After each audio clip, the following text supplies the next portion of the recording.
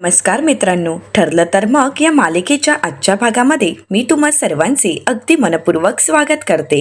आजच्या भागामध्ये आपल्याला पाहायला मिळतं, आता अर्जुनला आलेल्या ताईंपैकी एक ताई म्हणू लागतात, साहेब अहो, नवऱ्यानेच तर बायकोला सांभाळून घ्यायचं असतं ना, त्याचाच तर आधार असतो ना. पण माझा नवरा या सगळ्याच्या विरुद्ध आहे.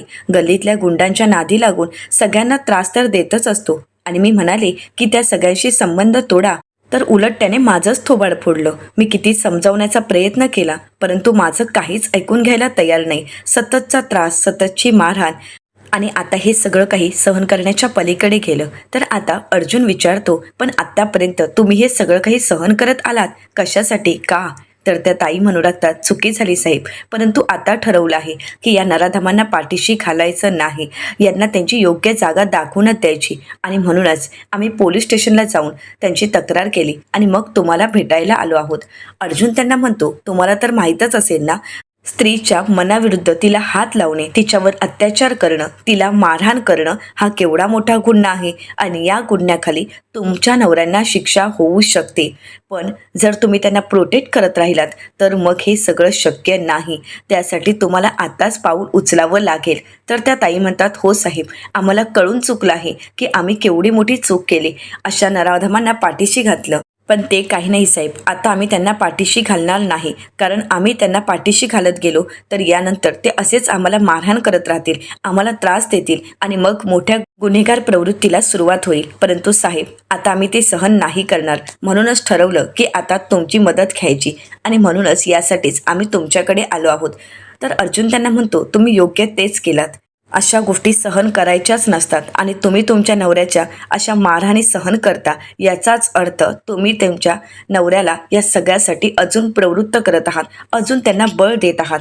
परंतु तुम्ही जर असंच बळ दिलात तर हे अजून तुम्हाला मारहाण करतील, अजून तुम्हाला त्रास देतील. आता हे सगळं काही ऐकल्यानंतर आपल्या बाबतीतही हे सगळं काही घडत आहे हे सुमन काकूंच्या लक्षात येतं. त्यांना ते सगळं काही आठवतं आणि हे सगळं काही त्यांना सहन होत नाही आणि म्हणूनच सुमन काकू तिथून बाजूला निघून जातात. आता अर्जुन सायलीकडे पाहतो तर सायली म्हणते, मी आलेच. आता सायली ही सुमन काकूंच्या मागे मागे त्यांना सावरण्यासाठी येत असते. तर इकडे सुमन काकूंना सर्व क्षण आठवत असतात, नागराज काकांनी कशा प्रकारे त्यांना मारहाण केलेली असते, कशा प्रकारे त्यांना त्रास दिलेला असतो, त्यांना प्रत्येक वेळी त्यांनी दिलेली वागणूक, हे सगळं काही सुमन काकूंना आठवत असतं आणि या सगळ्यामुळे त्यांना त्रासही होत असतो. आता सायली येत सुमन काकूंच्या खांद्यावर हात ठेवत त्यांना आधार देत म्हणते, सुमन काकू, काय झालंय सुमन काकू? परंतु सुमन काकू शांतच असतात. सायली म्हणते, त्या बायकांचं बोलणं ऐकल्यानंतर अस्वस्थ झालात ना, त्रास झाला ना? असंच असतं. आज आपण यांच्या ऑफिसमध्ये लवकर आलोत, खरं तर या वेळी आलो म्हणून आपल्याला हे दुसरं जग पाहायला मिळालं. नाहीतर बायका ह्या अशाच असतात, आपल्या नवऱ्याच्या प्रत्येक गोष्टीला पाठीशी घालतात, प्रत्येक गोष्ट सहन करतात, परंतु कधीच आवाज उठवत नाहीत. स्वतःची काही चूक नसली तरीसुद्धा नवऱ्याचे मार, नवऱ्याचे ते टोमणे, नवऱ्याचं बोलणं, हे सगळं काही बाई सहन करत असते. आणि त्यांना किती त्रास होत असेल हे आज आपण जवळून अनुभवलं आहे. त्यांना होणारा त्रास पाहून तुम्हालाही त्रास झाला ना? पण सुमन काकू, कसं असतं ना, आपण जर आवाज उठवला तर समाज काय बोलेल, समाज आपल्यालाच नावं ठेवेल, या सगळ्या गोष्टीचा विचार करून नेहमीच बाई शांत राहिली. परंतु खरं सांगू का सुमन काकू, या बायकांनी मात्र धाडस दाखवला हा. आपल्या नवऱ्यांच्या गुन्हेगार प्रवृत्तीला, त्यांच्या मारहाणीला आळा घालण्यासाठी त्यांनी हे पाऊल उचललं आहे. खरंच मला त्यांचा अभिमान वाटतो. सुमन काकू, तुम्हाला माहीत नसेल, परंतु या अशिक्षित आहेत आणि तरीसुद्धा हे धाडस दाखवलं आहे, त्यांनी हे पाऊल उचललं आहे. आणि कित्येकदा सुशिक्षित, शिकलेल्या बायकाही हे सगळं काही सहन करत असतात, पण त्यावेळी त्यांच्या हे लक्षात येत नसतं की आपण ज्यांना पाठीशी घालत आहोत, आपण ज्यांचा प्रत्येक वेळी मार सहन करत आहोत, म्हणजेच आपण त्यांना प्रोटेक्ट करत आहोत. मोठे गुन्हेगार होण्यासाठी आपणच त्यांना प्रोत्साहन देत आहोत. परंतु सुमन काकू, हे सगळं काही ऐकल्यानंतर तुम्हाला का त्रास झाला, तुम्ही का एवढं अस्वस्थ झालात, असं म्हणत सायली आता सुमन काकूंना प्रश्न करते. सुमन काकू मात्र शांत सायलीसमोर उभ्या असतात. सायली सुमन काकूंना पुन्हा एकदा विचारते, काय झालंय सुमन काकू, तुम्ही एवढ्या गप्प का आहात? आता मात्र सुमन काकू ही पेटून उठलेल्या असतात. सुमन काकू म्हणू लागतात, गप्प होते, परंतु आता गप्प नाही राहणार. आता सुमन काकूंचे ते रूप पाहून सायलीलाही खूप आनंद झालेला असतो. सुमन काकू त्यांच्या खांद्यावरचा पदर काढतात आणि सायलीला म्हणतात, सायली, तुला आणि अर्जुनला मला काहीतरी सांगायचं आहे. तर आता सायली सुमन काकूंकडे पाहते तर दुसरीकडे पाहायला मिळतं, अर्जुन आपलं काम करत असतो आता सायली सुमन काकूंना केबिनमध्ये घेऊन येते, त्यांना पाणी देते, शांत करते आणि त्यानंतर सायली अर्जुनला म्हणते, अहो सुमन काकूंना आपल्याला काहीतरी सांगायचं आहे. तर अर्जुन मनाशीच म्हणतो, याचाच अर्थ सायलीचा प्लॅन वरच झाले वाटतं. सांग ना सुमन काकू, तुला काय सांगायचं आहे? तर सुमन काकू अर्जुनला म्हणतात, मी आत्तापर्यंत आमच्या यांना पाठीशी घालत आले आहे. म्हणजे खरं तर आपल्यावर संस्कारच तसे झाले आहेत ना. प्रत्येक वेळी आपल्यावर संस्कार केले गेले. या समाजात सगळ्यात महत्त्वाची व्यक्ती असते ती म्हणजे आपला नवरा, आणि आपल्या नवऱ्याला आपण कधीच उलट बोलायचं नाही. त्यांच्या प्रत्येक गोष्टीला आपण त्यांना पाठिंबा द्यायचा, असेच संस्कार होत आले. पती परमेश्वर म्हणतात त्याच प्रकारे सायली, पण शेवटी आवाज उठवणंही तितकंच गरजेचं आहे. ज्यावेळी आपला नवरा चुकतो, गुन्हेगार प्रवृत्तीला लागतो, त्यावेळी मात्र त्याला पाठीशी घालणं हा सगळ्यात मोठा गुन्हा आहे. तर आता अर्जुन म्हणतो, अगदी बरोबर आहे सुमन काकू, पण नक्की काय झालंय? तुला नक्की काय सांगायचं आहे? आणि हे बघ सुमन काकू, तू अजिबात घाबरू नकोस. तुला जे काही सांगायचं आहे ना, ते न घाबरता सांग. तू काळजी करू नकोस, आम्ही तुझ्यासोबत आहोत. सुमन काकू घाबरून गेलेले असतात, परंतु नागराज काकांच्या त्रासाला मात्र आता त्या खूपच कंटाळलेल्या असतात. नागराज काकांची गुन्हेगार प्रवृत्ती दिवसेंदिवस वाढत चाललेली असते आणि त्याला कुठेतरी आळा घालण्यासाठी आता सुमन काकूंनी पाऊल उचललेलं असतं. आता सायली सुमन काकूंना प्रश्न करत म्हणते, सुमन काकू, तुमच्या पाठीवर जी जखमेची खून आहे ती दरवाजाला लागून झालेली नाही आहे ना? आता मात्र सुमन काकूंचे डोळे पाणावतात. त्यांना सगळा काही क्षण डोळ्यासमोर उभा असतो. नागराज काकाने दिलेला त्रास त्यांना आठवत असतो आणि तरीसुद्धा त्या आत्तापर्यंत गप्प राहिलेल्या असतात. परंतु आता सुमन काकू सत्य सांगत सायलीला म्हणतात, सायली, या मारहाणीच्या जखमा आहेत आणि यासुद्धा, असं म्हणत हातावरच्याही जखमा दाखवतात. सुमन काकू पुढे म्हणतात, अजूनही कितीतरी जखमा माझ्या मनावर आहेत, त्या कशा दाखवू सायली, सांग ना. सायली म्हणते, सुमन काकू, दाखवण्याची गरज नाहीये, मला हे सगळं काही दिसतंय. तुम्ही किती काय काय सहन केलंय हे सगळं काही कळतंय सुमन काकू. तुम्ही स्वतःला सावरा आणि शांत व्हा बरं. तर अर्जुन सुमन काकूंना म्हणतो, सुमन काकू, हे सगळं काही कोणी केलं आहे? आता सुमन काकू न घाबरता अर्जुनच्या प्रश्नाचं उत्तर देत म्हणतात, आमच्या यांनीच ही सगळी काही मला मारहाण केली आहे. आता मात्र अर्जुनला धक्काच बसतो. अर्जुन म्हणतो, काय, हे सगळं काही नागराज काकांनी केलं आहे? तर सायली म्हणते, सुमन काकू, म्हणजे तुमचं लग्न झाल्यापासून नागराज काका तुम्हाला मारहाण करतात की हल्लीचे सगळं काही सुरू झालं आहे? तर अर्जुन म्हणतो, नागराज काका पहिल्यापासूनच असा आहे का? तर आता सुमन काकू म्हणतात, नाही, माझ्या लग्नानंतर माझ्यासोबत ते नीट वागायचे. त्यांनी कधी माझ्यावर प्रेम केलं नाही, पण कधी हात उचलला नाही. प्रत्येकाच्या समोर त्यांनी माझा पाणउताराच केला. कोणासमोरही मला काही बोलायचे, तू बिंडोकच आहेस, तू मठ्ठ कशी आहेस, तुला काही कळत नाही, असंच बोलायचे. पण कधी हात नाही उचलला, कारण भाऊजी आणि वहिनीचा धाक होता म्हणा, अजूनही आहे. पण आता मात्र सायली सुमन काकूंना प्रश्न करत म्हणते, पण नक्की काय म्हणायचंय सुमन काकू तुम्हाला? तर सुमन काकू म्हणू लागतात, गेले काही महिने वहिनी आणि भाऊजींचा धाक असूनही ते खूप विचित्र वागतायत. खरं तर त्यांच्या या वागण्यामुळे मला त्यांच्याबद्दलच्या काही गोष्टी कळाल्या आहेत आणि तेच मी त्यांना बोलून दाखवलं. हे सगळं थांबवायला विनंती केली आणि तेच तर त्यांना आवडलं नाही आणि त्याच गोष्टीचा राग ते माझ्यावर काढतात. मी जेव्हा जेव्हा त्यांना या गोष्टीबद्दल जाब विचारते तेव्हा तेव्हा ते मला मारहाण करतात, मला त्रास देतात आणि मला तिथेच बोलण्यापासून रोखतात. मला काही बोलूच देत नाही. मी नेहमी सांगते की हे सगळं काही दादा वहिनींना कळालं तर, पण त्याचवेळी त्यांनी मला प्रत्येक वेळी त्याची शिक्षाही दिलेली आहे. तर अर्जुन सुमन काकूंना प्रश्न करत म्हणतो, तुम्हाला नक्की असं काय कळले की ज्यामुळे नागराज काका तुम्हाला एवढी मारहाण करतायत? आता मात्र सुमन काकू शांतच होतात. त्यांच्या डोळ्यासमोर ते प्रत्येक क्षण येतात. जेव्हा जेव्हा सुमन काकूंनी नागराज काकांना अडवण्याचा प्रयत्न केलेला असतो तेव्हा तेव्हा त्यांचा मानसिक शारीरिक छळ झालेला असतो. हा छळ सगळा काही त्यांना आठवत असतो. सायली म्हणते, बोला ना सुमन काकू, काय झालंय? तुम्हाला नक्की नागराज काकांबद्दल काय कळलंय? तुम्हाला जे सांगायचे ते बिनधास्त सांगा, अजिबात घाबरू नका. आम्ही आहोत तुमच्यासोबत आणि कायम असणार, तुम्ही घाबरायचं नाही. तर सुमन काकू सायली आणि अर्जुनला म्हणतात, मी आत्तापर्यंत तुम्हाला काही सांगितलंच नाही, हीच माझी सगळ्यात मोठी चूक झाली. तेव्हा जर मी तुम्हाला सत्य सांगितलं असतं ना, तर खरंच तुम्हाला पुढचे मार्ग सोपे झाले असते. पण खरंच अर्जुन, अजूनही वेळ गेली नाही. त्यामुळे आता तुम्हाला कळायलाच हवं की यांचे आणि महिपत शिकरेंचे अजूनही मैत्रीचे संबंध आहेत, अजूनही त्यांची घट्ट मैत्री आहे. आता हे ऐकल्यानंतर सायली आणि अर्जुनला धक्काच बसतो. ते वरचेवर एकमेकांशी फोनवर बोलत असतात आणि वारंवार एकमेकांना भेटत असतात. सतत हे त्यांच्या घरी जात असतात. तर सुमन काकू पुढे म्हणतात, आणि सगळ्यात महत्त्वाची गोष्ट म्हणजे मला असा संशय आहे आणि मला असं वाटते की 22 वर्षापूर्वी भाऊजींचा आणि वहिनींचा जो अपघात झाला, ज्यामध्ये त्यांना एवढा त्रास सहन करावा लागला, या सगळ्यामध्ये आमच्या ह्यांचाही हात नक्कीच आहे. त्यांचाही महिपत शिकरेला काहीतरी पाठिंबा आहे की ज्यामुळे हा अपघात घडवून आणला गेला. आता हे ऐकल्यानंतर सायली आणि अर्जुनच्या पायाखालची जमीनच सरकते. ते दोघंही एकमेकांकडे पाहू लागतात. तर सुमन काकू रडतच म्हणतात की आमचा यांचा या सगळ्यामध्ये सहभाग नक्कीच आहे. माझी खात्री आहे की या सगळ्याला हे महिपत शिकरेला पाठिंबा देत आहेत. आता हे सगळं ऐकल्यानंतर अर्जुन सुमन काकूंना प्रश्न करत म्हणतो, सुमन काकू, हे काय बोलतेस तू? हे सगळं जे बोलतेस, तुला खात्री आहे का या सगळ्या गोष्टीची? तर सुमन काकू म्हणतात, हो, एव्हाना खात्री पटली आहे अर्जुन. मला खात्री आहे की हे महिपत शिकरेला साथ देत आहेत. तर सुमन काकू अर्जुनला म्हणतात, ज्या दिवशी वहिनींना महिपत शिकरेने सत्य सांगितलं की त्यांनी जो अपघात घडवून आणला, त्या रात्री हे सुद्धा घरी नव्हते.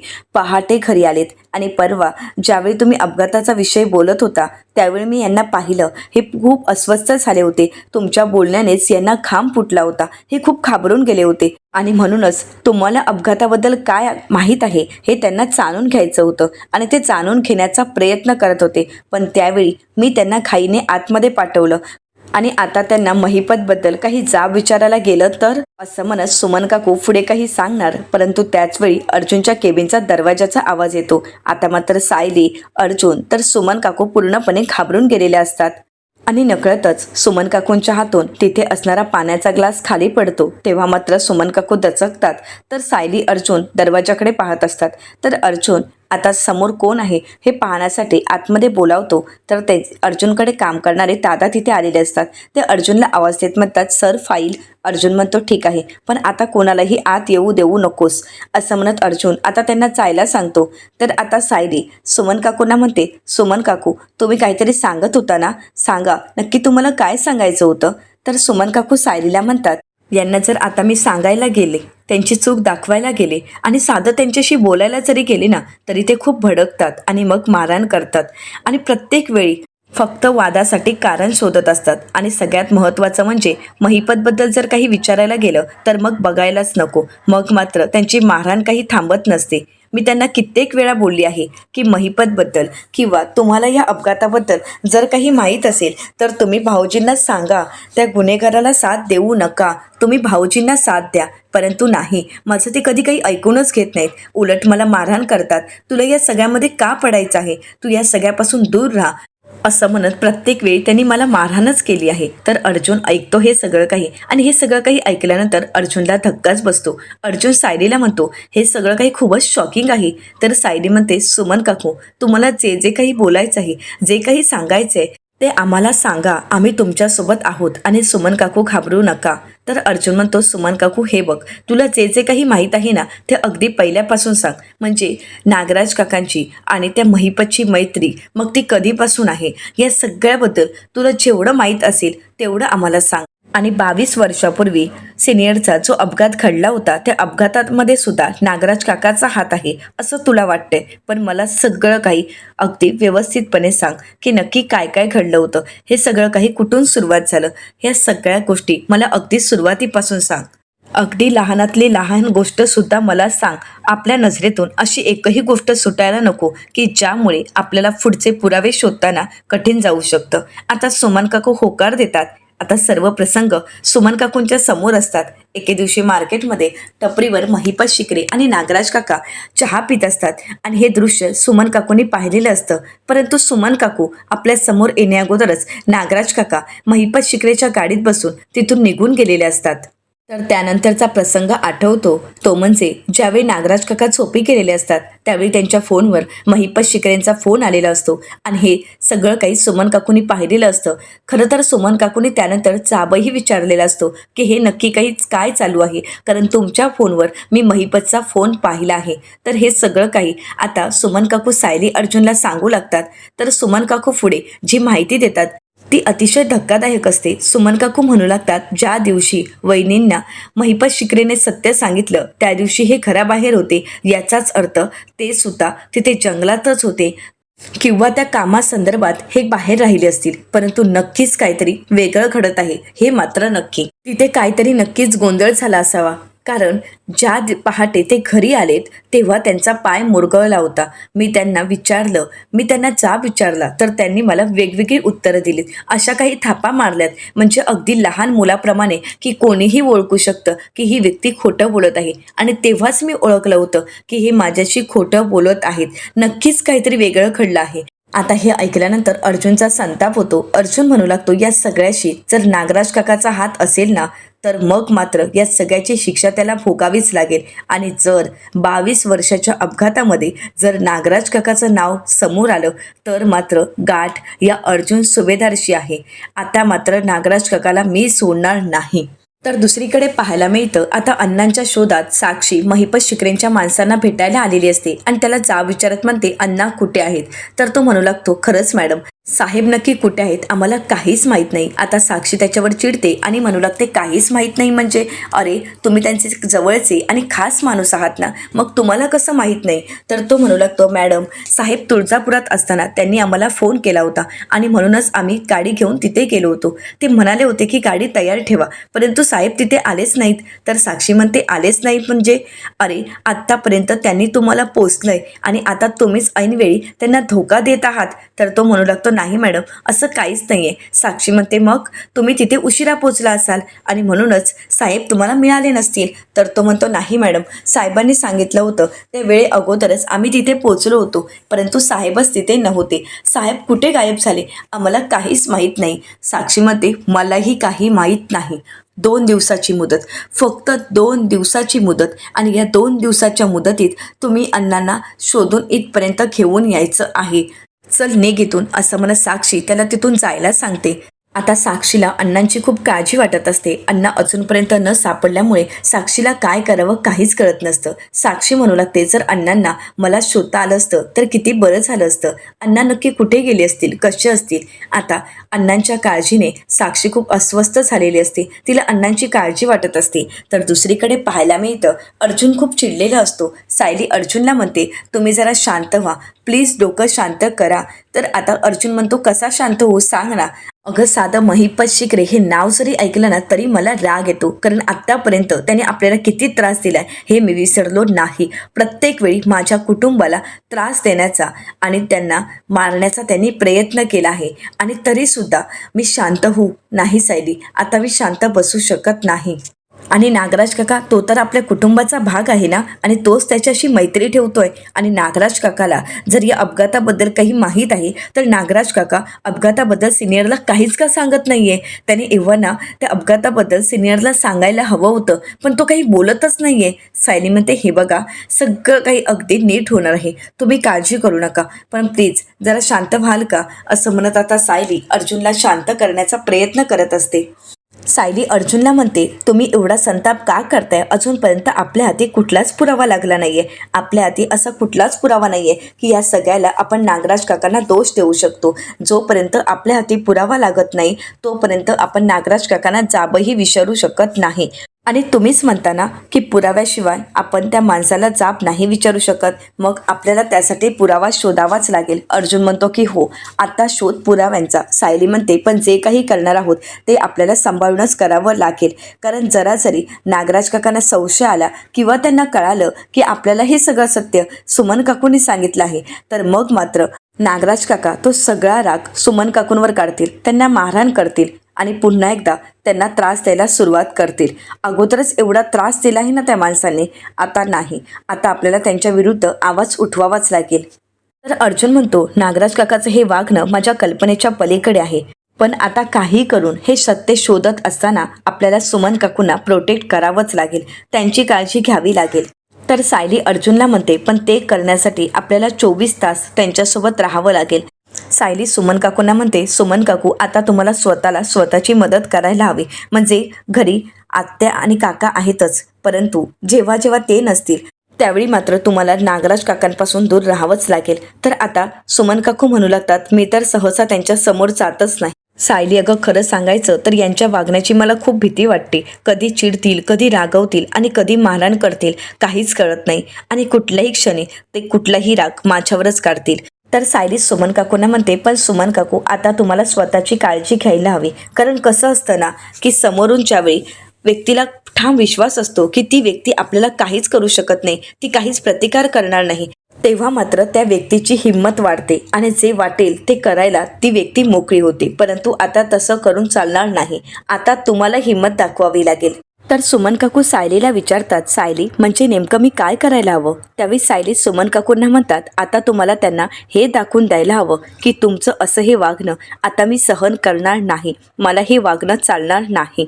त्यांनी जर पुन्हा तुमच्यावर हात उगारण्याचा प्रयत्न केला तर तुम्ही त्यांना नजरेतूनच दाखवून द्या की तुमचं आता हे वागणं खपवून घेतलं जाणार नाही. आणि त्यांनी जर आवाज चढवला, आरडाओरडा केला तर शांत नजरेनेच हा आवाज चालणार नाही, आवाज कमी करायचा, हे तुम्ही त्यांना तुमच्या नजरेतूनच दाखवून द्यायचं आहे. आणि सुमन काकू, तुम्ही जेवढं त्यांच्याशी थंडपणे वागाल ना, तेवढं त्यांना कळणारच नाही की नक्की या नवीन सुमनसोबत कसं वागायचं. आता सुमन काकू सायलीच्या बोलण्याचा विचार करू लागतात. सायली आधाराचा हात त्यांच्या खांद्यावर ठेवत सुमन काकूंना विचारते, सुमन काकू जमेल ना तुम्हाला हे? परंतु सुमन काकू कुठलाही विचार न करता सायलीला पाठिंबा द्यायला तयार होतात. तर सायली म्हणते, आणि हे बघा सुमन काकू, तुम्ही शांतपणे फक्त त्यांच्यावर लक्ष ठेवायचं आहे. जेव्हा जेव्हा ते घराबाहेर पडतील तेव्हा तेव्हा त्यांच्यावर लक्ष ठेवायचं आहे की ते नक्की कुठे जात आहेत, कोणाला भेटायला जात आहेत. त्यांच्या बारीक बारीक हालचालीवर तुम्हाला लक्ष ठेवावं लागेल. आणि आता पुढे नक्की काय करायला हवं हे सायली सुमन काकूंना समजावून सांगत असते. तर आता अर्जुन सायलीकडे पाहत असतो. सायलीच्या या धाडसीपणाचं अर्जुनला खूप कौतुक वाटत असतं. तर दुसरीकडे किल्लेदारांच्या घरी आता नागराज काका उशिरा घरी आलेले असतात. आता नागराज काका सुमन काकूंच्या नकळतच एका ग्लासमध्ये दूध तयार करतात आणि त्यामध्ये पावडर टाकतात आणि म्हणू लागतात, आता हे दूध तू पिणार आणि रात्रभर शांत झोपी जाणार, म्हणजे ना कुठली कटकट आणि ना कुठला मनस्ताप, मग मला मात्र महिपतवर लक्ष ठेवायला जायला मिळणार, असं म्हणत त्यांनी दूध बनवलेलं असतं. आणि त्याच वेळी सुमन काकू घरी येतात. आता सुमन काकू सायली अर्जुनला भेटून घरी आलेले असतात. आता नागराज काका हसतच सुमन काकूंना विचारतात, काय मग कुठे गेली होतीस? भावाकडे गेली असशील ना? परंतु सुमन काकू आता नागराज काकांशी काही न बोलता रूमच्या दिशेने निघून जातात. नागराज काका मनाशीच म्हणतात, आहे केवढी आणि माज केवढा. तर दुसरीकडे सुभेदारांच्या घरी आपल्याला पाहायला मिळतं, कल्पनाताई अस्मिताला म्हणतात, अगं सायली अर्जुन अजून कसे नाही आलेत? आणि त्याचवेळी सायली अर्जुन आलेले असतात. तर सायली आता अस्मिताला म्हणते, अस्मिताताई तुमच्यासाठी एक सरप्राईज आहे, तुम्ही डोळे बंद करा बघू. तर अस्मिता म्हणते, सरप्राईज आहे ना, मग तर मी डोळे बंद करणारच नाही, प्लीज मला दाखवा ना सरप्राईज. सायली म्हणते, तुम्ही डोळे बंद तर करा. अस्मिता काही डोळे बंद करायला तयार नसते. आता सायली तिचे डोळे बंद करते. तर त्यानंतर अर्जुन तिच्यासमोर बॉक्स ठेवतो. तर आता सायली म्हणू लागते, न स्पर्श करता किंवा कोणत्याही गोष्टीशिवाय, कोणाच्याही मदतीशिवाय तुम्ही ओळखून दाखवायचं आहे की हे नक्की काय आहे. तर आता अस्मिता ते स्मेलवरून ओळखते आणि म्हणू लागते, संत्री आहेत का? तर त्यानंतर सर्वजण म्हणतात, नाही चुकलं. तर अस्मिता म्हणते, मग संत्र्याचा ज्यूस? अर्जुन म्हणतो, नाही. अस्मिताताई तुझं नाक स्ट्रॉंग आहे हे माहीत होतं, परंतु उत्तर चुकलं. मग अस्मिता म्हणते, संत्र्याचा खोडरबर? तर कल्पनाताई म्हणतात, अस्मिता अगं तुझं बाळ शाळेत जायला लागलं ना की मग त्याच्यासाठी आपण खोडरबर आणू, पण हे सरप्राईज तुझ्यासाठी आहे, ओळख बघू. तर आता अस्मिता म्हणते, संत्र्याची बर्फी. आता अस्मिताने अगदी बरोबर ओळखलेलं असतं. अस्मिता म्हणते, मला संत्र्याच्या बर्फीचे डोहाळे लागलेत, हे तुम्हाला कसं कळालं? तर अर्जुन म्हणतो, अस्मिताताई अगं कसं आहे ना, तुझं बाळ मुलगा असो किंवा मुलगी खादाड असणार हे आम्हाला अगोदरच माहीत आहे. तर अस्मिता म्हणते, तुला तर बाळासोबत खेळूच देणार नाही. तर आता अर्जुन म्हणतो, ते नंतर बघू, पण एक बर्फी देशील का? अस्मिता नकार देते. पण त्यानंतर अस्मिता घरातील सर्वांनाच बर्फी देते. आता सायली कल्पनाताईंना विचारते, आई प्रिया घरात कुठे आहे का? तर कल्पनाताई म्हणतात, नाही ग, ती कुठे गेली आहे ना, ती अजूनपर्यंत घरी आलीच नाहीये. सायली मनाशीच विचार करते की नक्की प्रिया कुठे गेली असावी. वेळ मिळाल्यानंतर याविषयी मला यांच्याशी बोलावंच लागेल. तर येणाऱ्या पुढील भागामध्ये आपल्याला पाहायला मिळतं, अश्विन प्रियासाठी सरप्राईज प्लॅन करतो आणि त्यानंतर तो तिच्या हातात तिकीट देतो. तर आता प्रिया विचारते, तिकीट? तर आता अश्विन म्हणतो की हो, उद्या आपण फिरायला जात आहोत, आपण ट्रिपला जात आहोत. तर प्रिया चिडते आणि म्हणू लागते, अश्विन मी उद्या तुझ्यासोबत नाही येऊ शकत. तर सायली अर्जुन हे सगळं काही पाहतात. अर्जुन मनाशीच म्हणतो की उद्या एवढं काय महत्त्वाचं काम आहे की ज्यामुळे तिने एवढी मोठी ट्रिप नाकारली आहे. तर त्यानंतर अर्जुन सायलीला म्हणतो की उद्याच मी नागराज काकाच्या मागावर जातो, म्हणजे नागराज काका आपोआपच जिथे महिपत लपला आहे तिथे घेऊन जाईल आणि आपला मार्ग अगदी सोपा होईल. तर आता अर्जुनच्या या प्रयत्नांना यश मिळेल का? नागराजच्या मदतीने अर्जुन महिपत शिकारींना शोधू शकेल का? अशा असंख्य प्रश्नांची उत्तरं आपल्याला लवकरच पाहायला मिळणार आहेत. मित्रांनो, अशाच मालिकांचे नवनवीन अपडेट पाहण्यासाठी चॅनलला नक्कीच सबस्क्राईब करा आणि आजचा हा व्हिडिओ आवडला असेल तर व्हिडिओला लाईक करायलाही विसरू नका. व्हिडिओ पाहिल्याबद्दल तुम्हा सर्वांचे अगदी मनपूर्वक धन्यवाद.